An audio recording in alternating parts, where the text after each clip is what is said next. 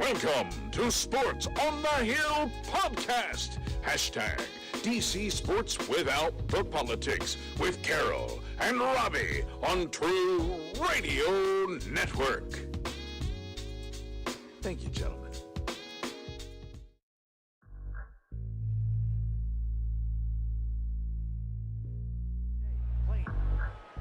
How about that? Ruiz scores. Here comes Cesar.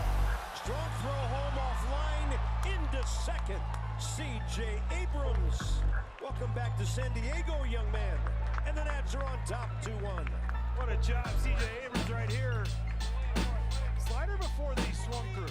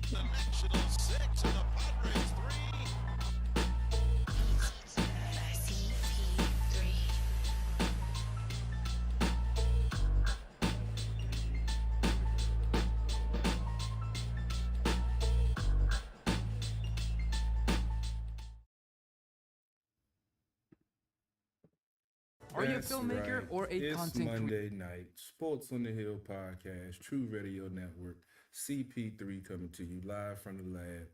Sports on the Hill podcast, episode 278. We talking Nationals, we talking Mystics and their unfortunate early exit from the WNBA playoffs. And we're definitely going to talk about the Washington Commanders and their loss to the Kansas City Chiefs, 24-14. And I've been engaging with a lot of Commanders fans over the last couple of days. And it's very interesting, some of the point of views and the thought processes that some of these fans have. And I'm actually going to give my opinion on some of the stuff tonight. Normally, I leave my opinion out of it, but I'm going to break it down because I've had a lot of conversations with some of these fans. And some of them just, well, I'm not going to say they don't get, I say I don't get them. And feel free to chime in. I got the streamlines open on Facebook. I'm actually streaming on Instagram for the first time. Check us out. I'm on YouTube. Check us out. Normally I had a whole team with me, but Robbie G still on vacation. He'll be coming back in a few weeks. Dujanet, who normally does the football coverage with us, he's tapped out with a whole bunch of other things he got, but we will be having him on. We're going to have Big Hurt on some point in time during the season talking football. And right now, I'm just breaking down this national season. Hopefully it could get over sooner rather than later. Not really a lot of good to talk about. They went 3-4 this past week. I mentioned the Mystics in the playoffs facing the Seattle Storm, best 2 out of 3. Had to play the first 2 games in Seattle. Unfortunately, didn't get a chance to come back home because they got swept over the weekend. Excuse me. And then, as I said, we're going to talk about this Commanders squad and some of the things that's going on the field, and look forward to this last preseason game. Excuse me, against Baltimore with final cut downs coming soon. I believe they're supposed to get down to 80 by tomorrow at 4 o'clock. So they made some acquisitions today, tried out a couple of players. So I'll break all that stuff down later on in the hour. Probably going to be on for about 45 minutes or an hour trying to get everything wrapped up. The Nats don't really have too much to talk about. They're actually off tonight. They're on the road. They are going to Seattle. That's right. They have the 2-game series in Seattle. They'll be heading there playing tomorrow night. And yeah, like I said, I'm ready for the season to get over with. But I'm gonna go ahead and get into the Nationals talk and get that started so we can get the bad and the ugly out the way. Nats are currently sitting 41-82. They've lost 4 out of the last 4 out of the last 10, 4-6 that is. They've had the week before they faced the Cubs and the Padres right after the Juan Soto trade. Then they went 2-4 that week. This week it was 7 games, 3 games against Chicago, 4 games against the Padres. They had a chance to actually have a winning week this week, winning the first 2 games in San Diego, but unfortunately they lost the last 2 games. And the way they lost, it really sucks. But they ended up going 3-4 on the week. And let's go ahead and dive into the first series. Was it? Excuse me. 3-game series versus Chicago. As I mentioned, they lost 2 out of 3 of those, but they started the series out well. They won the first game 5-4. They put up 4 runs in the 5th to actually take the lead. They were behind in this game and found a way to come back. This team has had more close games. They haven't really been blown out, even though they're 40 games under 500. You know, they've had inconsistencies in pitching from the starters and from the bullpen. And unfortunately, that's been the tale of the whole season, in my opinion. Carl Edwards Jr., he earned the victory for the team. That puts it at 4-3. He went 1 inning, giving up no hits, no runs, with 2 strikeouts and no walks. Brandon Hughes took the loss for Chicago. That dropped him to 1-1. He went 1 inning, giving up 1 hit with 1 earned run, with 1 strikeout and no walks. And Kyle Finnegan earned his 5th save, going 1 inning, giving up no hits, no runs, no strikeouts or walks. As I said, they came back, put up 4 runs in the 4th, took the lead. Unfortunately, Chicago tied the game back up, but heroics by Nelson Cruz, who hasn't had the best season. I always said with him coming from the American League for the first time to the National League, being a universal DH, you know, a lot of folks thought that would be a good thing. But the pitching is different in the National League. It's a lot more pinpoint accurate pitchers, a lot less mistakes are made, and his batting average and his numbers pretty much said it. They were talking about he was possible trade deadline bait. He's still here. You see Juan and Josh are not. So, but he hit a solo home run in the 8th to break the tie and be the game-winning hit. I actually called that game. That was the game live last Monday. I actually called the home run before it happened, which was kind of cool. First time that happened on the air live. Normally we don't have any, when we do live broadcasts for some reason, we don't have the best of luck, but that was cool to call the home run right before it happened. The top of the 5th, Luke Voigt, who was acquired in the trade for part of the trade for Juan Soto. He had a fielder's choice RBI. Yadiel Hernandez also in the bottom of the 5th had, top of the 5th because they were home. No, bottom of the 5th, they were home, that's right. Yadiel Hernandez had an RBI single, and as I said, Cruz had a 2-run RBI double in the bottom of the 5th also. So he had 3 RBIs out of the 5, and the Nats were able to win that game, and I was hoping that would give them some momentum going into the series to possibly win it, but unfortunately they couldn't back it up in the second game because, as I mentioned, with the bullpen issues and some of the starting pitching issues, this game actually went extra innings, went to 11. They were down 4-0 and found a way to come back to tie the game late and force extra innings, but unfortunately they couldn't get that. They had a chance to get the winning run in the bottom of the 9th, and unfortunately couldn't get it home. Went to extra innings, and Chicago was able to get the runs and secure the victory 7-5. Brandon Hughes, he earned the victory in this game, putting him at 3-1. He went 1 inning, giving up 1 hit, 1 run unearned in extra innings. The man was on second already. 2 strikeouts and no walks. Victor Arano took the loss for the Nats. It dropped him to 1-1. He went 1 inning, giving up 3 hits, 2 runs. One of those earned with 1 strikeout and no walks. And Mark Leiter Jr. earned the save, his first save of the season. He went 1 inning, giving up no hits, no runs with 2 strikeouts and no walks. In the bottom of the 6th, Nelson Cruz had a sacrifice fly. In the bottom of the 7th, Vargas had an RBI single. And in the bottom of the 8th,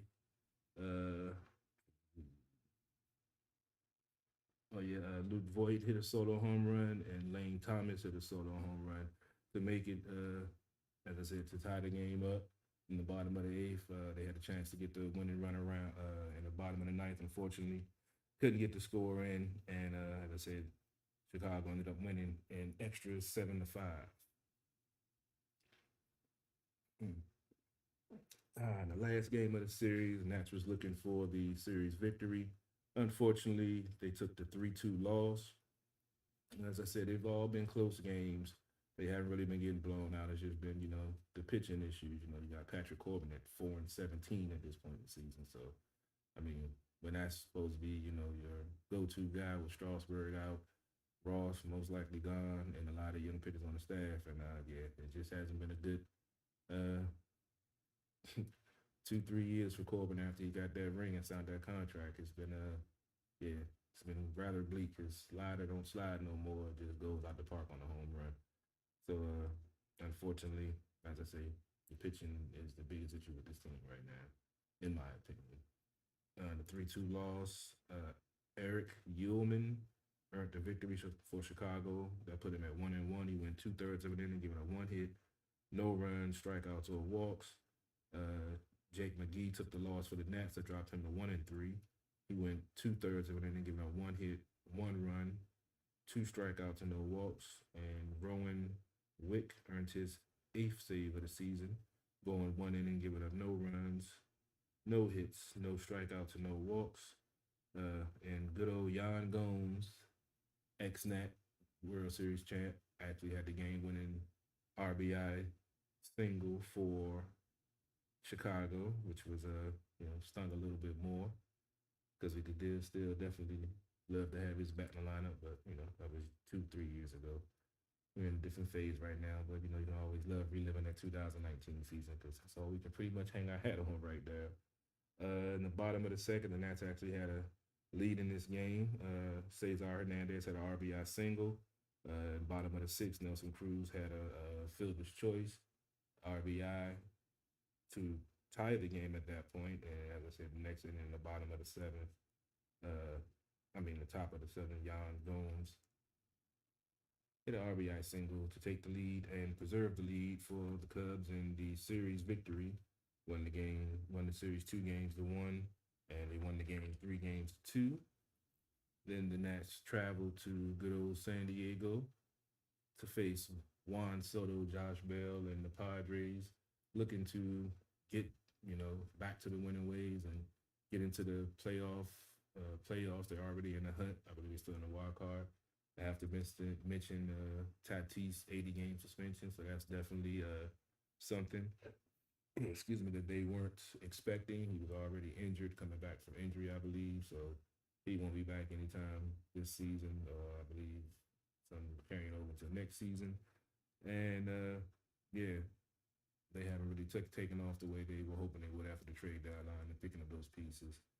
Josh Hader, who was the guy that the pitcher that Soto got the crucial hit on in the 2019 wild card game that got in the 2 runs to take the lead to get the Nats to the playoffs.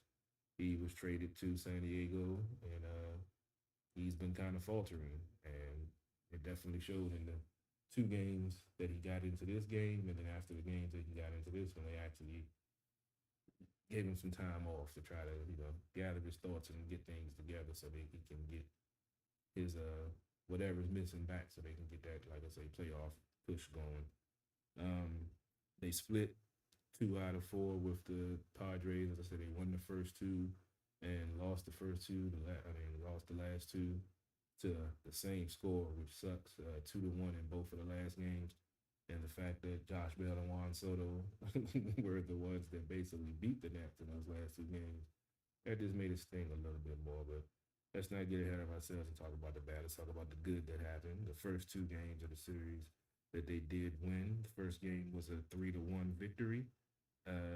They rallied in the top of the ninth of this game to actually earn a victory and beat Darvish for the second time in 2 weeks, which is a very tough thing to do. He's one of the better pitchers in the league. He's been in the American League and the National League and has been stellar in both. I believe he's one of the better pitchers in the league that really doesn't get talked about.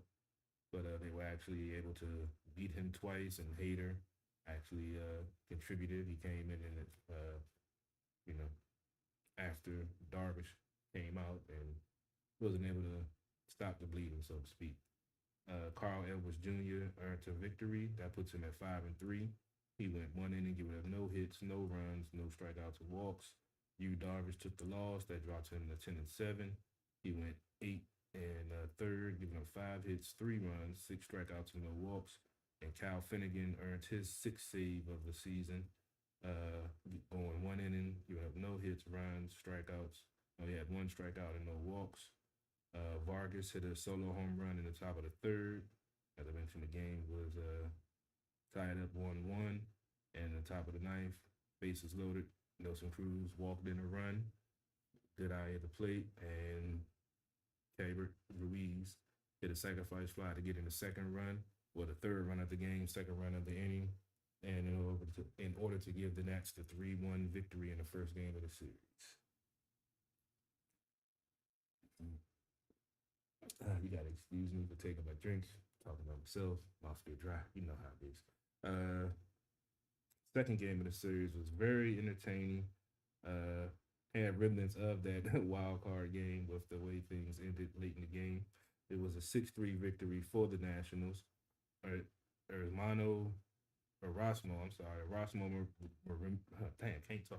Erasmo Ramirez earned the victory for the Nats, putting him at 4-1 on the season. He went 1 inning, giving up no hits, runs, strikeouts, or walks. Josh Hader took the loss. That put him at 2-5. He went 1 inning, giving up 2 hits, 3 runs, no strikeouts, and a walk. And Kyle Finnegan earned his 7th save of the season, going 1 inning with no hits or runs, giving up 2 strikeouts and no walks. Top of the 4th, C.J. Abrams, who was another piece of the Juan Soto trade. They're just all over. The people that got traded are all over this series right here. It's just crazy how that works out. Just like last year when they traded Max and Trey, and we ended up playing the Dodgers after, and they both had good games against us when they did play us. Top of the 4th, C.J. Abrams had a 2-run RBI single. And the top of the 5th, Keibert Ruiz had an RBI single. And the top of the 9th, Lane Thomas had an RBI single that turned into a throwing error by Josh Hader. It was a little dribbler right to the pitcher. Hader, with Thomas being as fast as he is, he rushed his throw, threw the ball over Josh Bell's head. Robles was on first, was already running on the dribbler. Robles was able to score. Lane Thomas got to 3rd. And Lane Thomas got the 3rd, and then Alex Hall, another piece, I believe a call-up from the minor leagues. I might have been a piece of the trade also from the trade from last year. I have to check. But he hit his first career home run, giving the Nats more cushion. It was a 2-run home run with Lane Thomas on, which gave the Nats the 6-3 lead, which they were able to hold on to. Kyle Finnegan earned his save, as I mentioned earlier. And that was the good of the series. And then the bad of the series, I mentioned the last 2 games. Both of them were 2-1 final scores. The Nats couldn't really muster a lot of offense in either one of those games. The first game, Adrian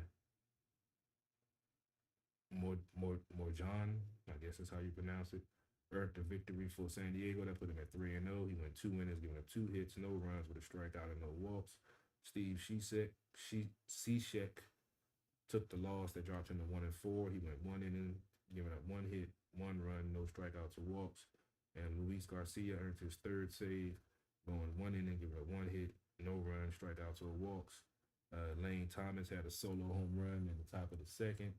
And as I mentioned, in this game, Juan Soto and Josh Bell hit solo home runs to account for the 2 runs for the Padres that ended up being the final score. I believe Soto hit one in the 5th, and I believe Josh Bell hit one in the 7th, and the Nats couldn't muster any more offense against San Diego and took that loss 2-1. So that one stung. I was watching that one as it happened, and yeah, it did suck while I was watching to see both of the Snacks.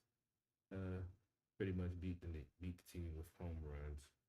And the last game of the series, which was also a 2-1 loss.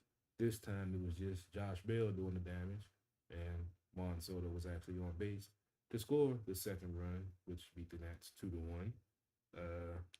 Sean Manaza earned his seventh victory for San Diego. That put him at 7-6. He went 7 innings, giving up 5 hits, 1 run, 4 strikeouts, and no walks. Patrick Corbin, as I mentioned, dropped to 4-17. He went 5 1/3, giving up 9 hits, 2 runs, 3 strikeouts, and 2 walks. And Nick Martinez earned his 5th save of the season, going 1 inning. And it's a clean inning, no hits, runs, strikeouts, or walks given up. In the top of the 4th, Lane Thomas hit a solo home run in that game. And unfortunately, it was the only run that the Nats were able to produce. And Josh Bell hit a 2-run home run, I believe, in the 6th inning, and that was all she wrote. Unfortunately, the Nats got shut down by the Padres bullpen and starter. Couldn't really get anything going against him, and it didn't turn out well. It ended up being a sub 500 week for the Nationals instead of it possibly being above 500 week, which we haven't had one of those in a long time. And, you know, it'd be nice to have one of those, but season's coming to an end. Excuse me. And like they always say, there's always next year. There's always next year. As I mentioned, they aren't playing tonight. They have only 5 games this week after coming off 7 games last week. They're traveling to Seattle. Well, they're probably already in Seattle. That's a 10-10 start tomorrow night, Eastern Time, and a 4:10 start on Wednesday, Eastern Time. Friday, then they are back home to face the Reds on Friday, and Saturday it's a 7:05 start, and on Sunday it's a 1:35 start. Like I said, the season is coming to an end. It's August. Pretty much season, I believe it should be over around the middle of September. They're already, for 120-something games in. So, yeah, probably about the middle, end of September. I think the playoffs start around October, end of September. So, yeah, the season's wrapping up. So, you can probably see some call-ups coming up. Some pitchers that may be in the minors that they want to get a look at to see how they look against major league hitters. Because other teams are still in the playoff chase and still, got something to play for. But yeah, it's going to be interesting to see which direction this team goes next year with pretty much in full rebuild mode with, trading away Soto. But this is something, I don't know if it's something, I don't know if it's not. But it's still a possibility Juan Soto could come back to the Nationals. He's a free agent for another 2 years. If they don't sign him long term and he becomes a free agent in 2 years, I saw a quote. I wasn't able to get it confirmed that it was actually true, but it was heard that Juan Soto was saying when he saw some fans when he was leaving that, he would be back. I don't know if that was true. I wasn't able to get that confirmed. Like I said, I don't even know if it was a valid tweet, but it's something good to hang my hat on, being I love Juan Soto and still upset that he's no longer with the team. But wish him the best of luck. We had to move on. We had to get some pieces, and some of those pieces are contributing already. Some of the pieces from last year that we got traded contributing already. So it's a business, it's a process, it's about getting better, and it's about getting back to the World Series and securing another championship for the franchise, for the team, and for the city. Because that's what we all want. And speaking of championships, I'll go ahead and get into the Washington Mystics and their unfortunate early exit from the WNBA playoffs. They had a up and down season. Started out strong, had some difficulties with injuries in the middle of the season, and we're trying to get their key stars back. Elena Deladon mainly, and she was coming back slowly but surely, but they couldn't get that rhythm and that groove back that they had at the beginning of the season. And you saw that with them ending up with a 22-14 record, which ironically was the same record that Seattle had. So, but Seattle has Sue Bird, that WNBA legend, and Breanna Stewart actually stepped up big time in both of these games. She actually led the team in scoring in both of the games and was one of the determining factors in the victories for Seattle. The first game, which was Thursday, was a 86-83 loss. Washington actually shot 48% from the field. Seattle shot 51. They were out rebounded. Washington was out rebounded. That is 31-27. Washington with strong suit is assists. They have a lot of assists to their field goal ratio to aid in getting scores and play solid defense. This game, they only had 16 team assists on 32 shots. Normally, they're around 21, 22 assists on around 34, 36 shots. I mean, the ball's moving around. They're being patient. They're not just, putting up shots or rushing or possibly Seattle playing tough defense and clock getting down, the shot clock getting down low, and they were forced to take, some bad shots. It wasn't, rotating the ball like they normally do. Seattle had 21 assists on 31 shots as opposed to 50% of the shots that were made were assisted for the Mystics. They were 21 out of 31. And the three-point line was the difference in this game, I feel. Washington only shot, well, I can't say only, shooting 37%, but they shot 7 for 19 from the three-point line. Seattle shot 50%, went 10 for 20 from the three-point line. And that was pretty much the difference in this game, with only being a three-point loss. Washington played well enough to win, but that discrepancy at the three-point line definitely gave Seattle that extra push to earn a victory in the first game. But it did give Washington some hope that even though they did shoot 50% from the game from the three-point line, it was still only a three-point loss. And I mean, they go out there and play like they did and defend better on the three-point line, close out harder, and it's highly unlikely they'll shoot 50%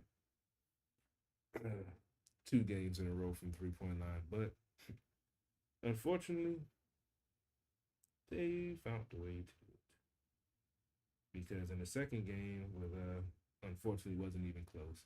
There was a 97-84 loss. I forgot to go over the last game. The leading scores for the first game, Lena Deladon had 26 points, 3 rebounds, 5 assists, 1 steal, and 1 block. Breanna Stewart had 23 points, 12 rebounds, 4 assists, 1 steal, and 1 block. In that game, I mentioned Breanna Stewart definitely left her imprint on both of these games. The second game, like I said, was a 97-84 loss. In this game, Washington shot 45% from the field, and Seattle shot an amazing 55%. They were just locked in. They might be making a run for the title this year, the way they played these first 2 games against the Mystics. They out-rebounded the Mystics 33-25. They had 25 assists on 29 shots for Washington, which is what we're used to seeing from this team. Seattle had 26 assists on 35 shots. So they were distributing the ball, playing well, and, this time Mystics shot better from the three-point line. They actually shot over 50%. They shot 52% this game, 14 for 27. But the sad thing is, so did Seattle. Seattle shot 52% from the three-point line, going 12 for 23. So in 2 games combined, Seattle hit 22 out of 41 threes. That's crazy. Mystics, which are also strong suit, was getting points in the paint. They only got 26 points in the paint, and Seattle had 40 points in the paint. And they also had 15 points off of the 8 Mystics turnovers, and the Mystics only have 4 points off of the 6 turnovers that Seattle had. So it was just the intangibles and the hustle, and like I said, it's outrageous that they were able to shoot above 50% in both games back to back. That's, normally, you get one game, they get hot. Next game, they might not be as on. They might not be, horrible, but you at least get them in the 20%, 30% range. But to go over 50% 2 games in a row, that's one of 2 things: great shooting or bad closeout defense. I didn't get a chance to watch the games closely. I was watching the Nets lose And I kind of forgot the Mystics game was on at 10 o'clock also. But yeah, it was unfortunate that the Mystics, weren't able to get on that beautiful run to the championship like they did before. But it's another end to another DC franchise season that unfortunately ends without a championship. At least they made the playoffs. Take your hat off to them. Some teams didn't. They were able to, unfortunately. Excuse me. Excuse me. Music costs and everything. Oh man. But as I said about the Nationals, there's always next year. And to wrap up this segment, episode 278 Sports on the Hill podcast on True Radio Network, CP3 coming to you live from the lab. You can always check out old episodes, past episodes, highlight videos on the website, www.sportsforthp.com. You can check out the highlight videos, the shorts I've been putting out on my YouTube channel, breaking down Washington Commanders, breaking down some old running back footage from Barry Sanders, Bill Jackson. I just did some basketball for King Elijah on today.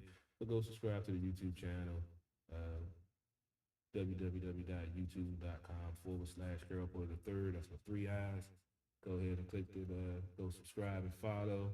I've been putting out, trying to put out at least a couple of videos a week, trying to get back, producing content.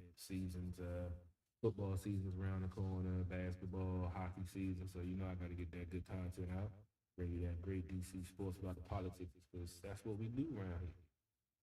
And to wrap up, we got to talk about the 0-2 Washington Commanders that took the loss to the Kansas City Chiefs in Arrowhead 24-14. The first team played about a quarter in the series into the second quarter till pretty much Carson Wentz got sacked for holding the ball too long, which he acknowledged in his post-game presser and with his interview with the media. He acknowledged, even though he went 6 for 9, 64 yards, no touchdowns, no interceptions.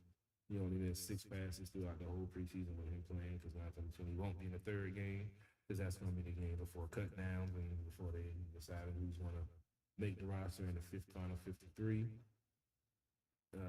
Like I said, it was a 24-14 loss.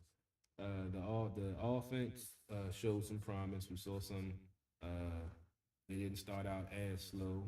First drive was 3 and out. Second drive, they got some momentum, moved the ball. They got across midfield, but unfortunate penalties, which was an issue in this game to me, pushed them out. A field goal was stalled their drive, so they couldn't progress any further. You know how sometimes you get the momentum going, you get the drive going, and a 5-yard procedural penalty for false start puts you at, 2nd and 10 when you were at 2nd and 5, or 2nd and 15 when you were at 2nd and 10.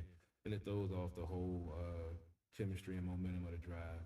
And the first team defense, unfortunately, again, couldn't get off the field on third downs. Kansas City was the first team in against our first team. I believe they went 6 for 6 on third down conversions. There was a couple of miscommunications. It was a couple of missed assignments, and it was just, the play design of what Kansas City does. Patrick Mahomes is Patrick Mahomes. The pressure was getting there to him, but he found a way to buy time to, not get sacked and get the ball out. And with their creative offense and Andy Reid designing the plays, someone to get open if you can't get to him after 2 or 3 seconds. These cornerbacks, aren't made to cover. Nobody's made to cover 4, 5, 6 seconds if the quarterback has too much time. But yeah, it's definitely some work to do. Coach broke down what he saw after watching the tape. He said there was a couple of defensive linemen that weren't being disciplined in their assignments, and they were getting too far upfield. They weren't staying in the lane assignments, staying disciplined. They weren't staying gap sound. And a couple of times he said, the linebacker took a split second longer to get to the spot he was supposed to be at. That's why the man was open, or the guy didn't drop back deep enough. So he's basically saying that he recognizes the issues, he sees the issues, and it's basically a discipline thing about these guys not doing their job and not trusting trusting their teammate to do their job and trusting themselves to do their job. Because if you're not doing your job and you're freelancing, or you're not getting deep as you're supposed to, or not staying in the lane you're supposed to, that's exposing the defense on other levels because it's depending on you being in your spot for somebody else to be in their spot. So he acknowledged that that's some of the issues. A lot of folks are, complaining about Jack Del Rio. I'm ready for him to go also. I'm encouraged the fact that coach has been in the defensive room all of training camp. He said that many times publicly. Like I mentioned last week with him letting go of Sam Mills III, somebody that's been on his staff since 2011 because they didn't, see eye to eye on the way they felt things should move forward. I looked at that as encouraging. That's letting us know that, hey, it isn't about how long we've been together. If we don't have the same vision as the coach and going in the same direction, then, hey, maybe we need to talk about some things. So I have that feeling that hopefully if Del Rio doesn't get it done this season, if we see some of the same things, slow starts, same vanilla defenses. Granted, he didn't blitz that much in the preseason game, which we don't expect him to do. We saw a couple of blitzes from the safeties and the corners, but we didn't see anything with the linebackers. I was encouraged seeing Montez Sweat over the center and the guard. He wasn't just lined up outside over the right tackle or the left tackle, which is something I've been complaining about for probably about 3 or 4 years, even before Del Rio got here, about them lining up the outside linebackers or the pass rushers in the same position every play. They don't even flip-flop them. They keep them on the same side, which is a benefit to the offensive line because they know where they are. We saw last year the way Dallas Cowboys used Micah Parsons, the rookie that had, 14 sacks. They had that boy all over the place, left side, right side, center, guard, right guard, left guard. They had them all over. You want to confuse the offensive line. You want to confuse the offense. You want to make them accountable for that presence, for that's going to wreak the havoc. And that causes, people that's not used to, i.e. the guards and the centers, who are on the interior, they aren't used to, dealing with somebody that fast. They're used to dealing with strong, powerful defensive tackles where they, methodical, and most of them, they're fast, but they're not as fast as these pass rushing DNs and outside linebackers with the speed and the moves that they had. So when they have to go up against that, they're going to do more thinking, trying to react because they don't know what to expect because they're not used to guarding someone like that. They're not used to, run blocking or pass blocking someone that has that skill set. So now you have a question of doubt in their mind, and gives them that split second to try to think about, how am I going to attack this movement? What is he going to do? That works to your advantage. Makes a miscue, whiffs on a move. Guy gets past him, sack, strip sack, fumble, pick six, ball smack. Who knows? Anything can happen when you cause and wreak havoc in the offensive backfield.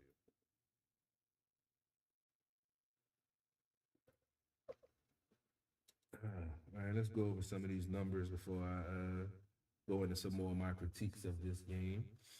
As I said, Wentz went 6 for 9 for 64 yards, no touchdowns, no interceptions. He had 87.3 quarterback rating. Taylor Heineke actually had a great bounce-back game.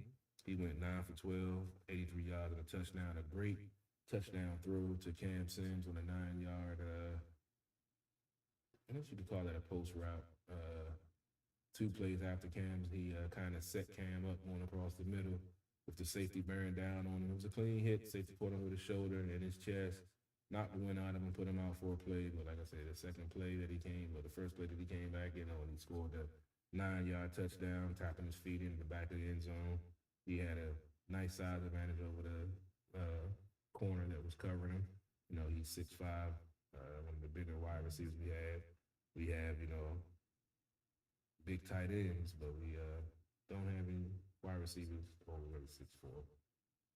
Got Logan Thomas, who was just activated from the pup list today. I know a lot of people saw that, which is encouraging, but still questionable if he'll be ready for week 1 because he has to get back into football shape and ramp back up. So we'll see how that goes. He was doing individual drills today. They actually signed a couple of tight ends. I can't remember their name. I didn't write them down because I did my notes earlier.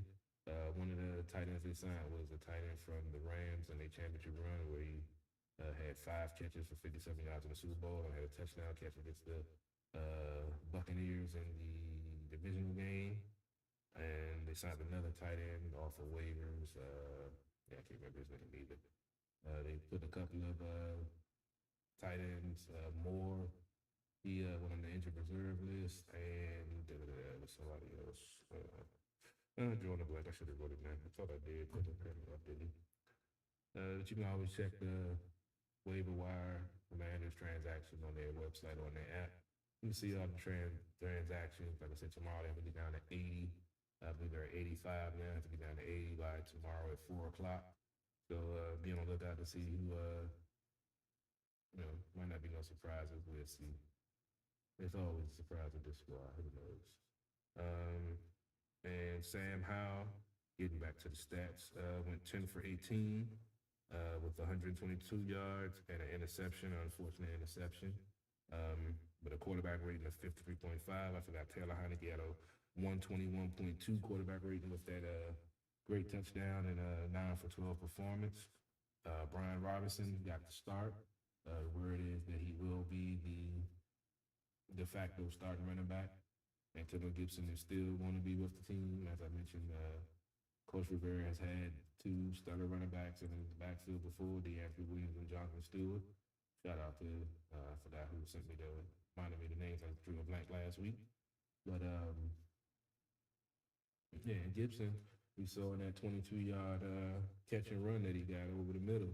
Made the man miss, put his foot in the ground, accelerated, and then took on 3 will-be tacklers and still got an extra yard or 2, putting his foot in the ground and shoulders forward.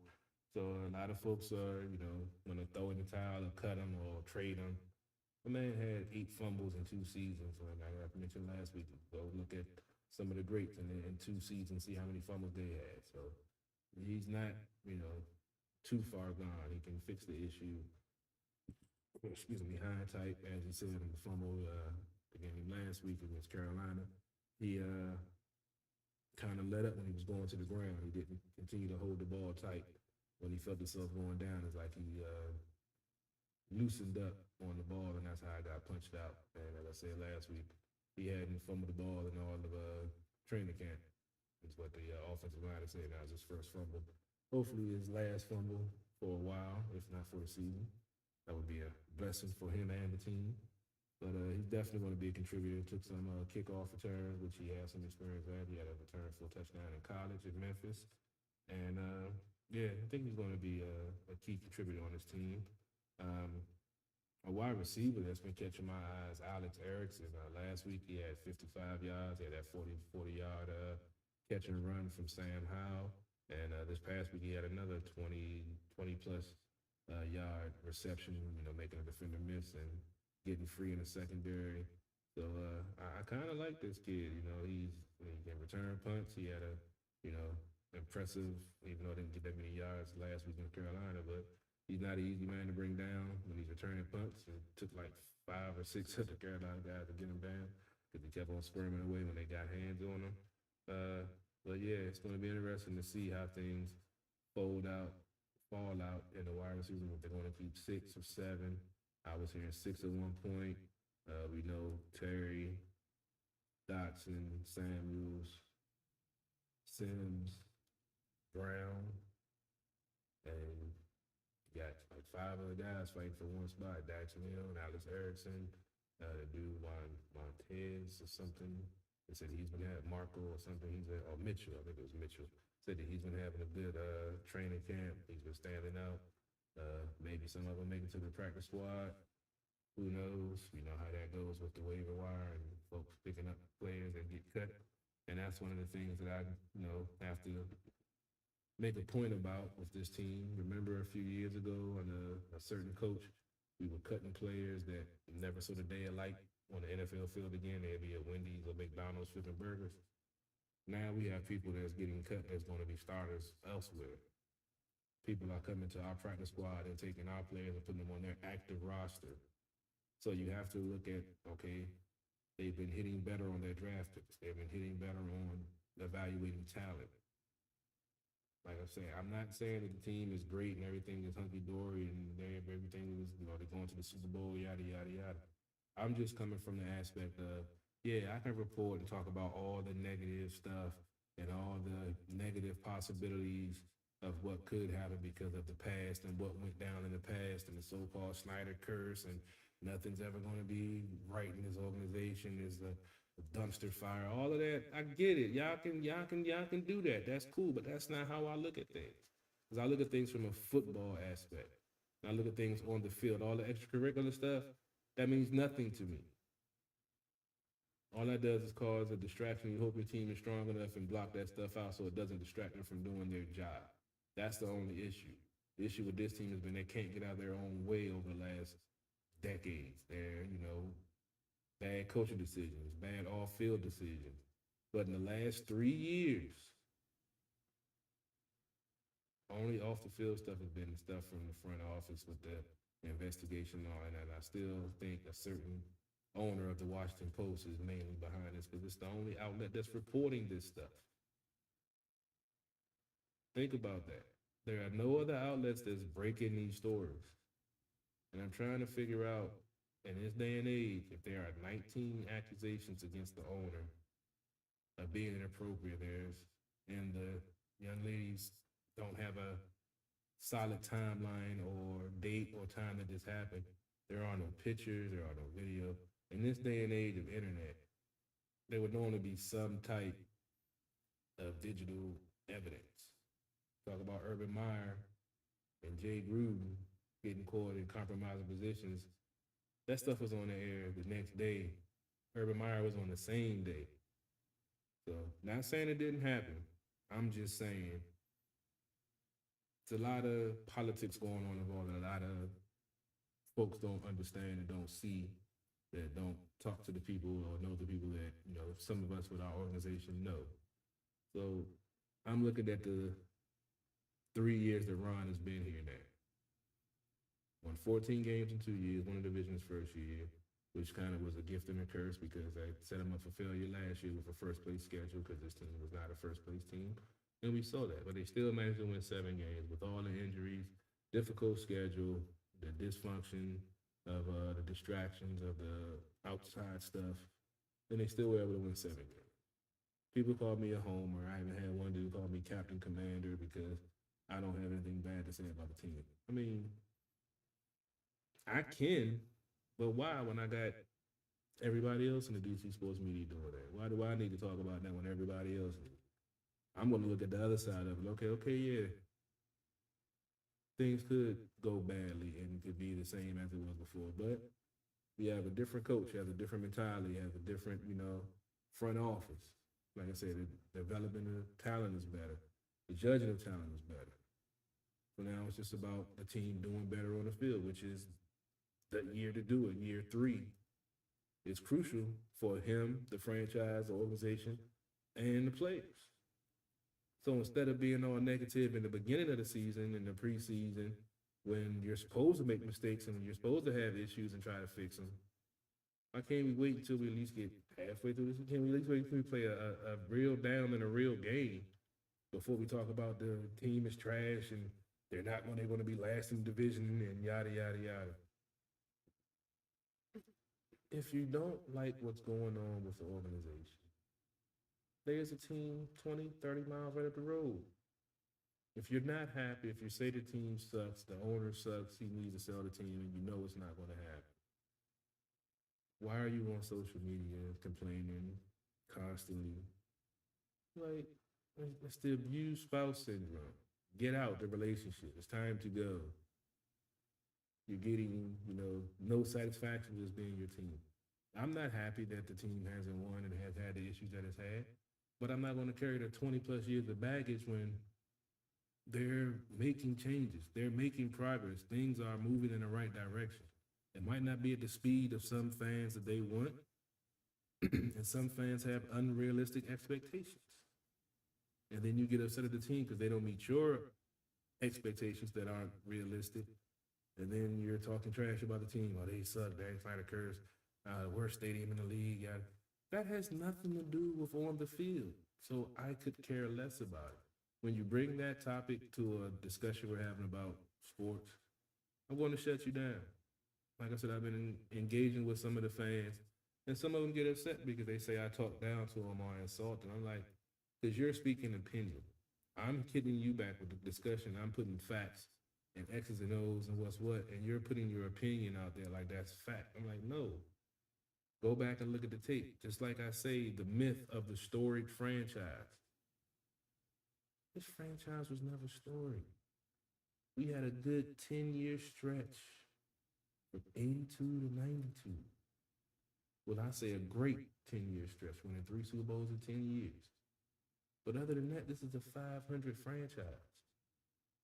That storied franchise stuff that the DC sports media fed you all when you were kids and you still remember hearing it, go back and look at the history of the team. Yes, I was in that age bracket, young kid, teenager, when they were winning. That's what I remember. I remember the parades. I remember celebrating. I remember talking trash to all of my friends. But before that, they are what they are, a 500 organization. And then folks that complain about Darian Snyder, he's the worst owner ever. They had an owner that gave up the first round pick because he didn't want to draft a black player. Think about that. And Jack Kent Cook, who was the owner during that great run, if you guys didn't check out the Lakers documentary when he owned that squad and some of the things that the players said and some of the things that he said, go check it out. So I'm not going to get into that on this show because I know that's going to cause a lot of issues. I talk about it on some of the other shows. But go check it out. Because the narrative that was put out there to you all, that I was the same way. I believed it until I got into the media and talked to people that were actually involved in it. You get a whole different perspective from what was written and from what actually happened. That's why we say DC Sports by the Politics, because it's not just a catchphrase. It's not just a motto. That's what we do. We bring you the uncut, untampered with, straight X's and O's, straight knowledge and insight. This is the most opinion I've given on any team on this show on Monday night. Now, the show Sunday night at the Bar Radio, that's a different story. But this show, I normally keep my thoughts and my opinions out of it. But at this point, I'm tired of typing it on my social media pages. I'm putting it on the record. Y'all folks need to go look at the history of this franchise. And the folks that have a problem with it being called the Commanders, they were once called the Boston Braves, then the Washington Redskins. Now the Washington football team, and now the Washington Commanders. Same franchise, different name. All of y'all that's getting upset about the jerseys that got Sean Taylor's name on them and some of the players that didn't play as a Commander, it's the same franchise. Y'all sound like those Trumpers. The ones that y'all hate, that y'all talk down on, you sound just like them because you don't want to adapt to change. The Cleveland Indians went to the Cleveland Guardians. That name to me sucks more than the Washington Commanders.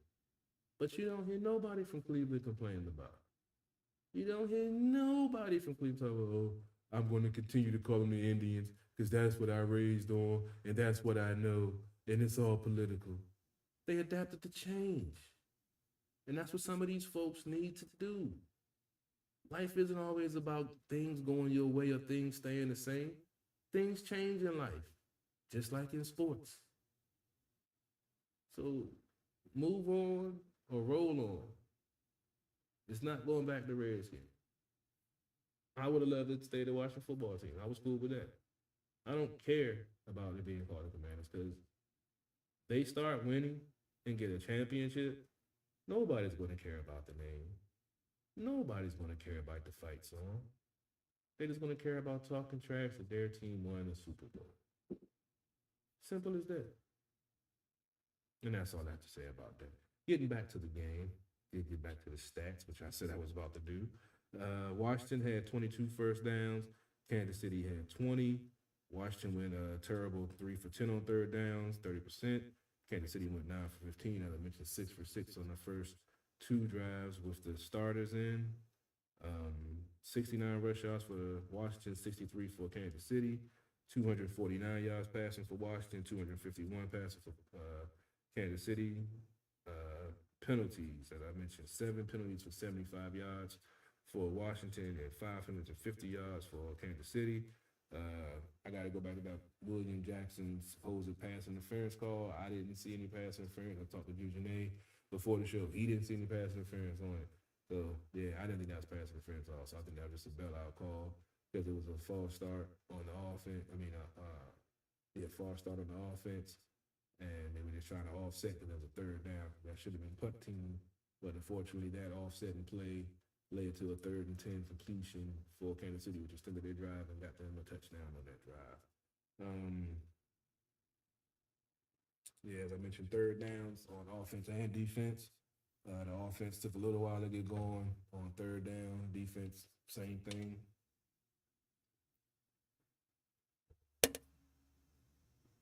I said I wanted to see a fast start on both sides. Unfortunately, we didn't see that. Once this team can start out, better, and that's starting from, and then once again, they had a 14-point hold this time as opposed to a 10-point hold the week before.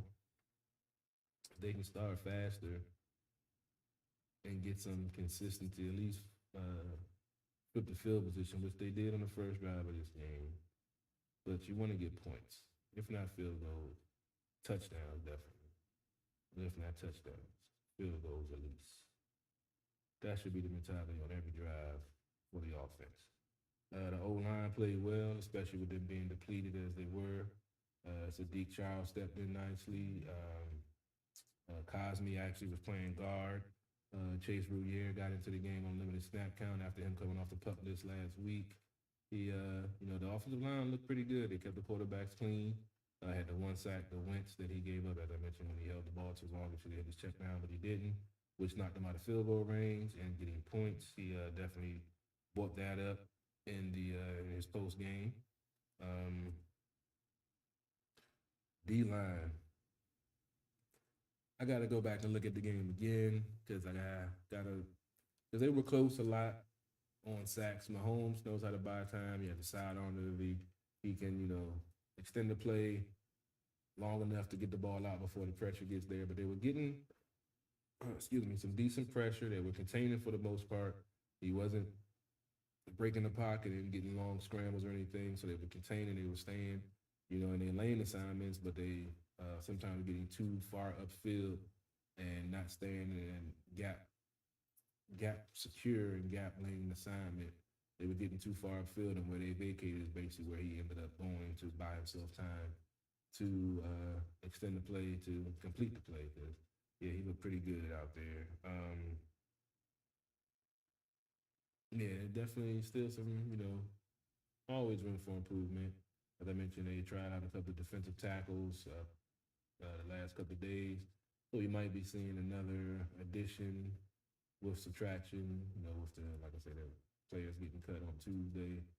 And, the D-line definitely can be better and do better, but, it's an encouraging sign. They, like I said, were close, but no cigar, like Doc said on the broadcast, close but almost doesn't count. Quarterback play, still got to limit the turnovers. We haven't gotten one on defense, and we've had 3 on offense in 2 games. So, that's something that, even though it was a different quarterback this week than last week, still got to protect the ball, secure the ball, and can't be turning the ball over. Can't give away possessions. Can't give the other team extra possessions.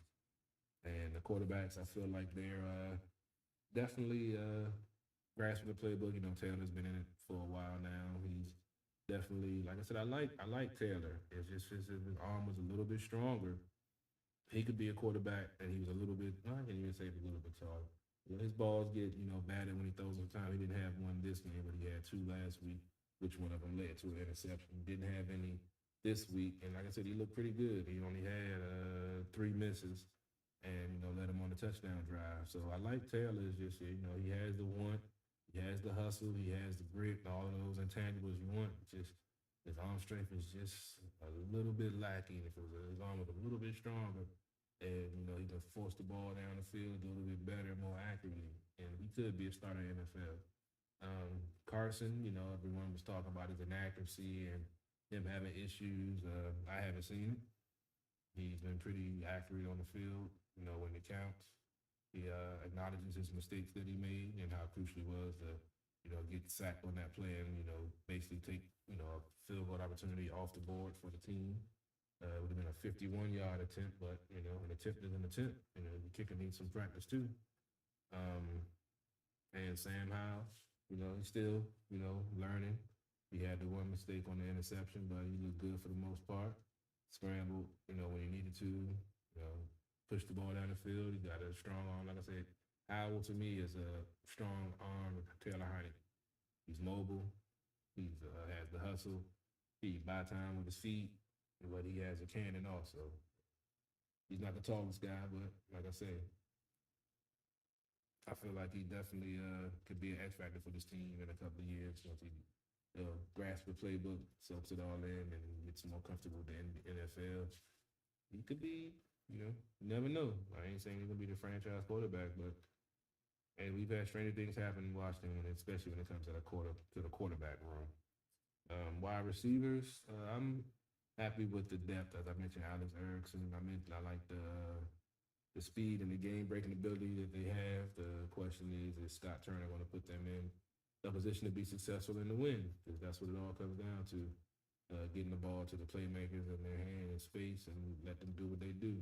We saw the first completion of Dotson was a little screen, a little bubble screen that turned into a 12-yard game.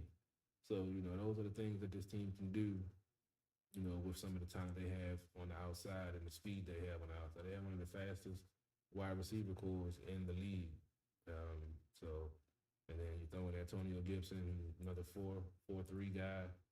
J.D. McPherson, another 4.4 guy. I mean, got a lot of speed on this field. Just got to get Carson to get them the ball in space and for a chance for them to be successful.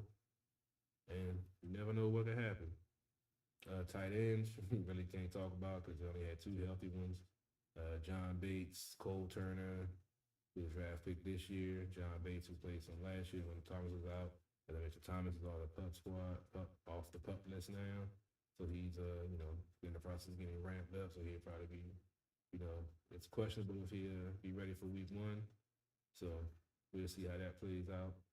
But, Monty Rogers, I believe he dressed today. He didn't play the game. He was nicked up. So the tight end position is definitely going to be in flux, but we have a lot of depth there. It's not healthy. And it's all soft tissue injuries. Nothing is major, no structural things, no knees, no, sore bones or nothing. It's all strains and pulls. So, like I say, when we talk about ramping up, when folks was complaining about Curtis Samuel not practicing, Coach told him he had a plan for ramping him up. He hadn't played in 18 months consistently. So he wanted to, get him ramped up and get his body in the right shape so he can make that transition. Linebackers. Davis looked good out there. He was definitely filling the gaps where he was supposed to. I saw a couple of times where he was gap sound. He forced the running back inside to where the big defensive tackles were and snuffed the play out. I saw him, covering when he needed to.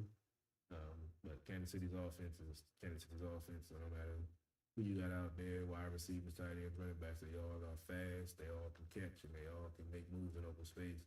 Even big old Travis Kelce, he can make that stuff, make you miss out in the open field also. So, I'm interested to see how the two linebacker situation is. They look like they're running 3 corners, 2 safeties, and a nickel and a Buffalo nickel with the front 4. So it's going to be interesting to see how things fall out once they, get the roster to 53 and everybody has their role and knows their role. And I can't wait to see what the defense looks like. Gotta definitely talk about Del Rio some more because he definitely has some work to do. I know you're not going to show too much defensively in the preseason, blitz-wise and scheme-wise, but I'm hoping this year we don't see that same vanilla defense we saw, lining up 5 yards off the man, running zone, no blitzing, running quarters, and it was too much zone. So hopefully we see him be more aggressive and put more pressure on the offense instead of letting the offense put the pressure on the defense. Brandon still missing Chase Young, who hopefully will have a strong bounce back year after his injury sophomore season. And I think special teams hopefully will be an X factor in a good way this year. We got a tight battle at punt return and kick return. nobody's really stood out. Like I said, Erickson had that good return against Carolina. Last week they had Gibson and a couple of other guys returning. So hopefully we can get one of those game breakers. We saw Cowboys special teams guy got a punt return and kick return in back-to-back weeks in the preseason. So anything is possible, as the man KG said. But hopefully we can see this team get healthy. A lot of the folks that missed offensive line that I went over yesterday, Norwell was there, Schweitzer was dressed, Rouillet was dressed. So, they're getting back healthy. They got another couple of weeks for the season start. One more preseason game is mostly going to be the guys that's looking for a job. That's what's trying to secure a job, I should say. And, that's against Baltimore next week. I'll probably do a pregame and a postgame. I didn't do a postgame yet, so I might just do a pregame. Depends on how I feel and how things go. But as I said before, appreciate y'all checking us out. Go check out the website, sportsothp.com, for all of our shows, highlight videos, podcasting partners that contributing on the show. The apparel line, if you're watching the show live, got the Sports OTHP t-shirt on. You gotta go order, help support the movement. We appreciate any contributions to the cause, because we want to bring you that good DC sports about the politics, none of that clickbait, bringing up old stuff that don't have nothing to do with what's going on right now. Because for some reason, I saw people want to gobble up right now. We don't do that over here. We try to stay current, stay in the now, look forward. Can't do nothing about the past, because what's in the past has already been done, and you can't change it. All you can do is think about it and wish how things could be different. But this ain't wish upon a star. This ain't Disneyland, baby. This ain't what we do. This is sports. As always, I'm going to end the show with some independent music videos. Check out At The Bar Radio Sunday nights around 6 o'clock. That's where I get most of the videos from. Trust me, I know y'all tired of watching the same videos. I got to give it 151 and get some of the new content that we got. I keep on forgetting to get it from them and show y'all some new videos. But I got to pop up my man Renegade, put them out there. Got my other folks. We got the folks out in New Zealand. We got local talent. We got talent from all over the country. So be on the lookout at the Bar Radio around 6 o'clock. Check it out on my YouTube channel or at the Bar Radio YouTube channel, Facebook, Instagram, Twitter. He's on TikTok. I just started the TikTok channel, CP3, 3i_sports OTHP at TikTok. Been sharing sports videos on there. Appreciate the folks checking us out. I've been sharing reels on Facebook and on Instagram. Appreciate all the views. I've got some videos over 10,000 views since I've been posting them. So I appreciate y'all checking it out, because I know y'all love old school, real sports and the way things, used to be, cut and dry, just about sports, no opinions, none of that political BS, just reporting on sports, talking about the athletes having great performances in the field, on the field, and the sports that they play. And that's what I'm here for. So, as always, appreciate y'all time. Appreciate y'all checking us out. I'm going to have a show up and run on the podcasting platforms, hopefully by tonight. And as always, catch you next week. Sports on the Hill Podcast, episode 278 on True Radio Network. CP3 coming to you live from the lab. I'm going to end the show with some Renegade videos, and then I'm out. DC Sports Without the Politics. It's not just a catchphrase. It's not just a motto. It's what we do. And I'm out. I don't get this motherfucker right. Right.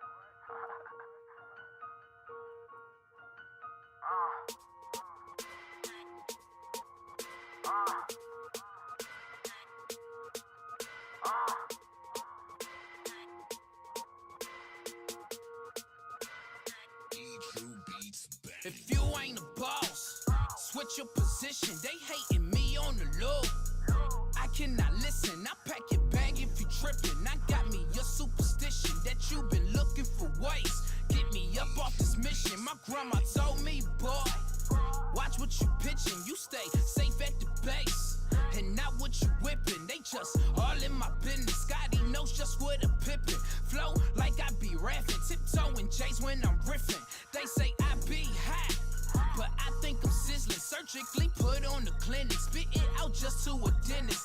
Try to do me some good, but they say I'm a menace. We back and forth like it's tennis, and I can't mold out my image. But we can't really change what you already felt, and nobody can say we never did help, never did it to mention. So let's calm all the attention. Let's just show you what's real and just get back to this business, you know. Trying to make a flip up off a quarter P. This is what it is and what it's supposed to be. I've been right here if you ain't noticed me. It's them Southside squad niggas for the D. We been right here if you ain't noticed me. We been right here if you ain't noticed me. We been right here if you ain't noticed me. We been right here if you ain't noticed me. A rapper step up to me. That be a no-no. I be deaf cause they so-so. WWE. I got the game in a chokehold. Stamp it just like a logo. Just keep it on the low-low. They like I'm back on my mojo. Man, I still be great. Either riding or solo.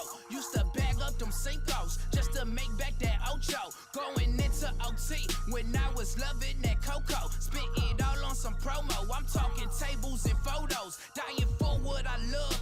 I forgot about the Toto. Don't become a D-Rust. That mean you breaking the broco. Man, all of these threats, I might just buy me a fofo. Try and get all of these checks so I don't see you just no more. Man, you rapping ass niggas. I see you done change. Even when I touch my first million, I stay the same. You can't deliver the no. Fuck this game like a porno. They hearing this like, oh no, ain't from DC, but he go. Trying to make a flip up off a quarter P. This is what it is and what it's supposed to be. I've been right here if you ain't noticed me. It's them Southside squad niggas for the D. We been right here if you ain't noticed me. We been right here if you ain't noticed me. We been right here if you ain't noticed me. We been right here if you ain't noticed me.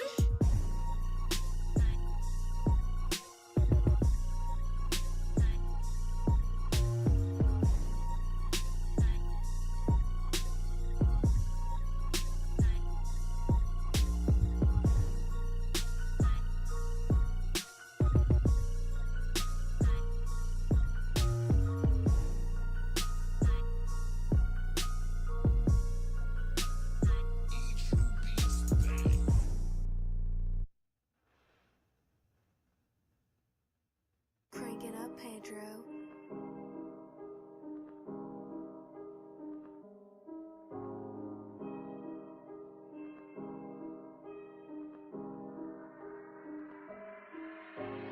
I gotta wake up and go get the bread. I gotta go ahead and clip up this man. She all in her feelings, she giving me sex. I got a slack, sweat on my ass. Count up on the move, that's a digital day. They been just losing, I'm living these fads. Never go broke cause I got me a stage.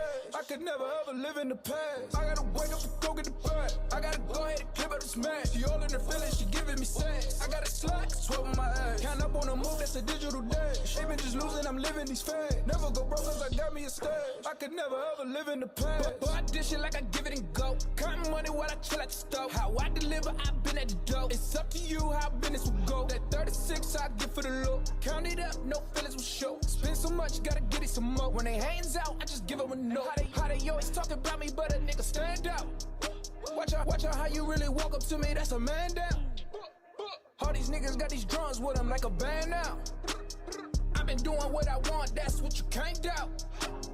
I've been just feeling myself. Do I just really need help? I got my weight up. I be just telling myself I got love for all of my dogs. I take a pay cut. Some niggas really gon' ride. Some niggas really gon' slide. So go say a prayer. We ain't never gotta slap five. Nigga, just pay your tithes and call me the mayor. I gotta wake up and go get the bread. I gotta go ahead and clip up this man. She all in her feelings. She giving me sex. I got a slack, sweat on my ass. Count up on the move. That's a digital day. They been just losing. I'm living these fads. Never go broke cause I got me a stage. I could never ever live in the past. I gotta wake up and go get the bread. I gotta go ahead and clip up this man. She all in her feelings, she giving me sex. I got a slack, sweat on my ass. Count up on the move, that's a digital day. They been just losing, I'm living these fads. Never go broke cause I got me a stage. I could never ever live in the past.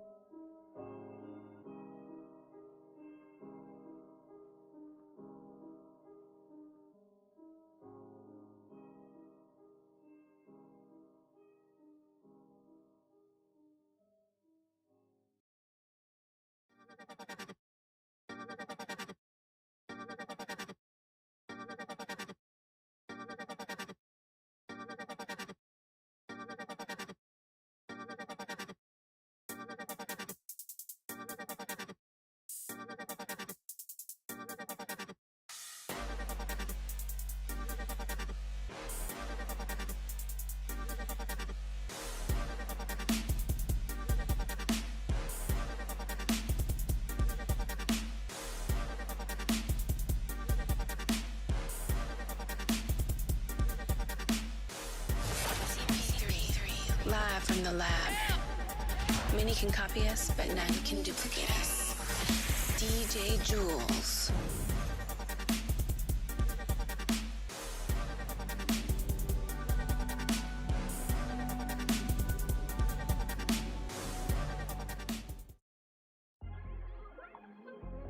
Run, young.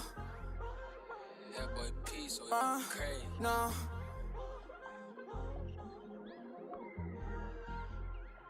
I was down, now I'm really about to go get up.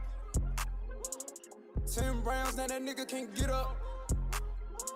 That's what you get when you go fuck with the vision. My money be piling, we don't do division. The feds be watching, I just gotta get up. I was just down, now I'ma get up. Sleeping on me, I bet that they get up. My money was low, but now I'ma get up. Oh, bet that we get up. Pushing this weight, I'm doing sit-ups. I was just dirty, now I got my fit up. Too good for these bitches, I bet they gon' miss us. And I pack a bag if you think that I'm trippin'. I keep this shit brisk, like I'm sip-lipped on. Even though niggas don't know what to get on. You ain't shit, till your niggas go and get on. Get you some pack, go make a flip homes.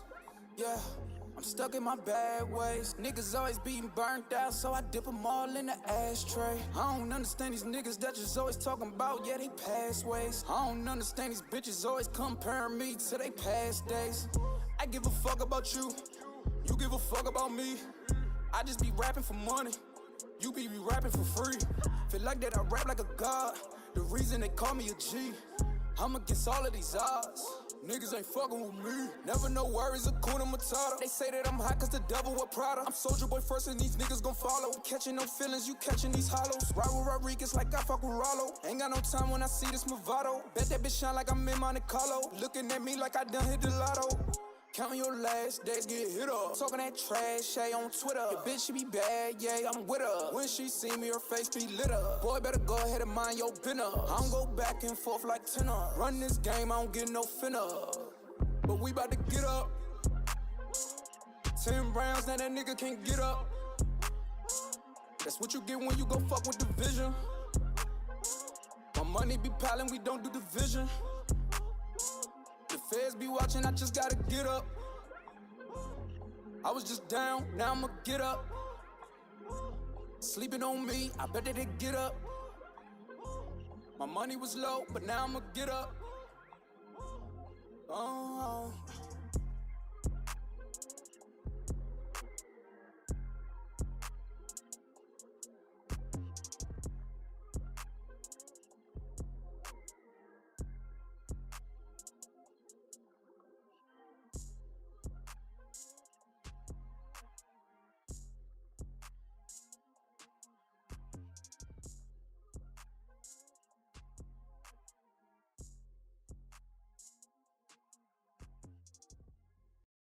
A few years ago, I told myself I'd be the next big thing in the industry. See, the game is simple. Life has its way to show us that anything is possible. The power of the tongue, which has the ability to be detrimental or beneficial. Was it beneficial? I'll leave that one up to y'all. This is my story from me to you.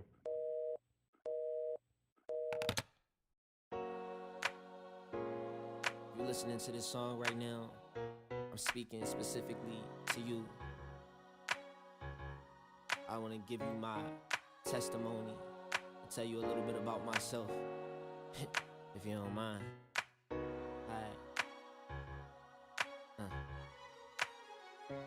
Coming from nothing but a little struggle and pain. Crazy how we can all turn around for you and change.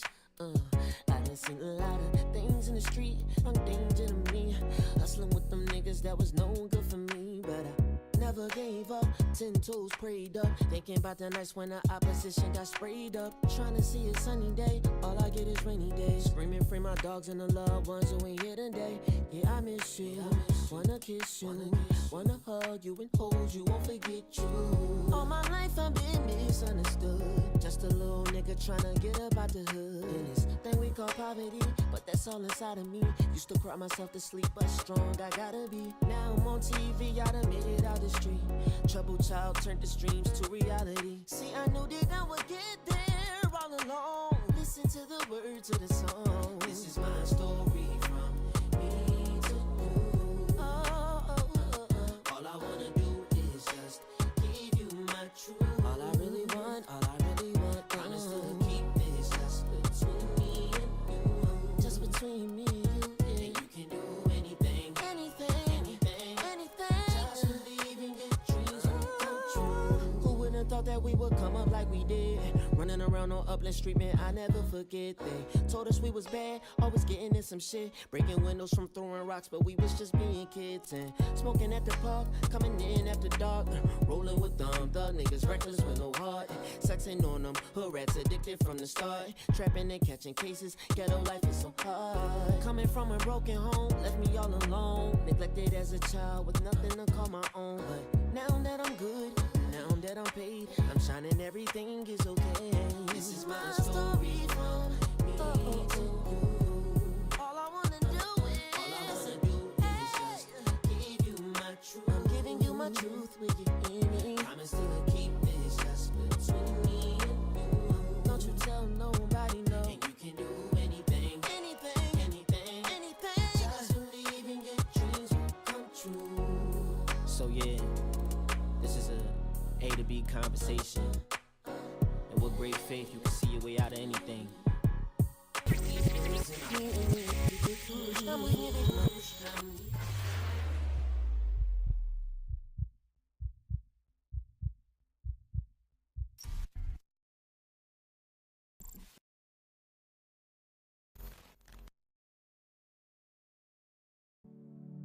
Can you hear me? I am calling now out your name, and now I know, and I'm here, and you know it, it's all just the same, and I know it's gonna be disco. Take me to a place where everybody learns, where everybody sees, where everybody shows their love. I didn't think so. You know. That's why I always try to plan ahead for you or me. I really didn't think so. I take a promise, I give it some love, I make a wish upon a star. You know you gotta get it right. You know you gotta get it right. Ooh. Every little thing counts now. Every little bitty thing. Can you hear me? I am calling now out your name, and now I know, and I'm here, and you know it, it's all just the same, and I know it's gonna be disco. It'd be so cool just to celebrate all the love and all the hate that's going down. It's gotta stop, we've had enough. Why can't we just live together? Peace, love, and harmony is what this world needs forever.